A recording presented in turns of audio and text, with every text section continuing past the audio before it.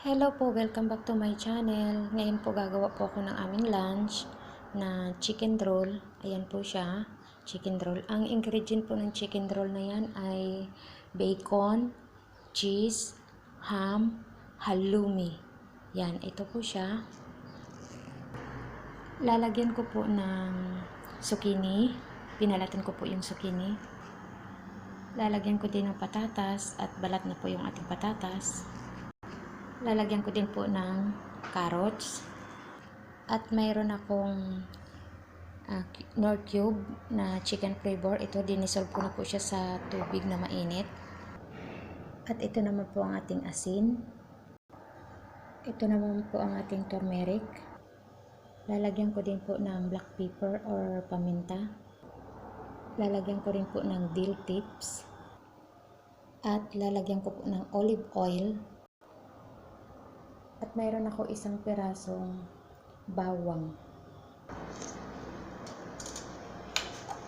So guys, watch and learn. First, lalagyan ko po ng, bubutasan ko po ito sa gitna niya. Bubutas-butasan ko po para mag-absorb po yung ating asin at yung ating paminta. So ito po, bubutas-butasan lang natin ng kutsilyo. Yan. Yan po.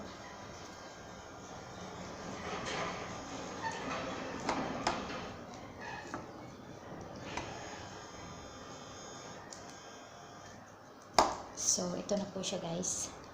So, next, ang gagawin natin, gadgadin ko po itong bawang, isang piraso. Hinagadgad ko po para pinang-pino siya.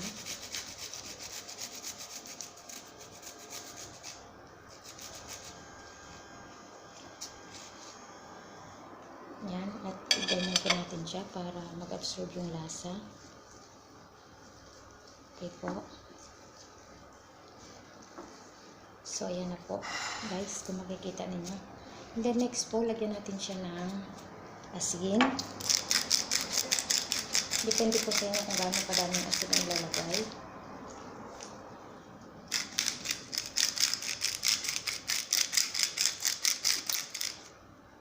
And lagyan po natin ng paminta, tawag dito, turmeric.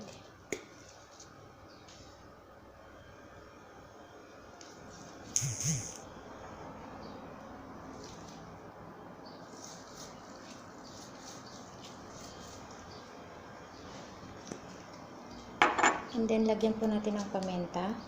Ito po yung aking paminta, guys. Ito po, paminta. Lagyan po natin konti lang.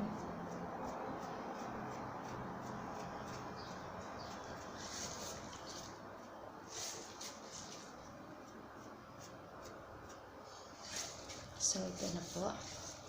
At, lagyan po natin ng dill tips. Ito po yung ating dill tips.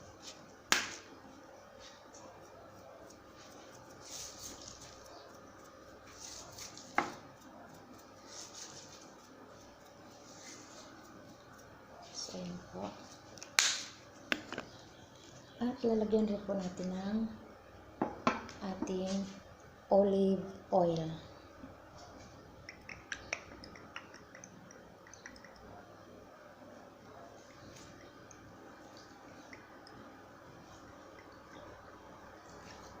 So, okay na po. Okay na po ito. And then guys, ilagay na rin po natin ang ating ilagay na rin po natin sa gilid yung ating zucchini.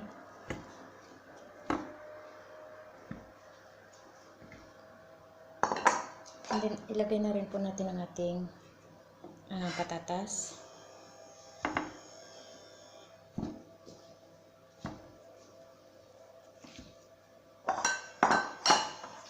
At ilagay din po natin ang ating carrots.